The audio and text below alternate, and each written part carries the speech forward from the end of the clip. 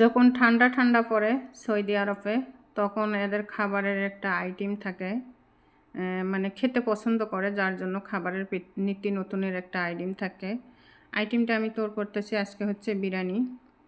আগে আমি বিরিয়ানির চাউল রান্না করে রেখে দিয়েছিলাম। রেখে দেওয়ার পরে হচ্ছে মুরগির মাংস রান্না করে নিলাম। মুরগির মাংস রান্না করা শেষ, এখন আমি দিতেছি। আগে হালকা একটু মানে বিরিয়ানিটা ভিতরে রেখে দিয়েছিলাম পাতিলের। এটা সৌদি আরবে রান্না, ডিজাইন কিভাবে রান্না করতেছি আমার রেসিপি দেখলে, অবশ্য পুরো রেসিপি দেখলে বুঝতে পারবেন। আমার মুরগির মাংস দেওয়া শেষ, তার পাশাপাশি হচ্ছে আমি আলু দিতেছি। আলু দেওয়া শেষ, একটু হালকা ধনের পাতা দেওয়ার মানেটা হচ্ছে বিরিয়ানির মধ্যে এটা একটা নেবার আসবে, ধনের পাতার একটা নেবার আসবে, খেতে খুব টেস্ট লাগে। এটা মুরগির একটা গ্রান থাকে, সেটা চলে যায়।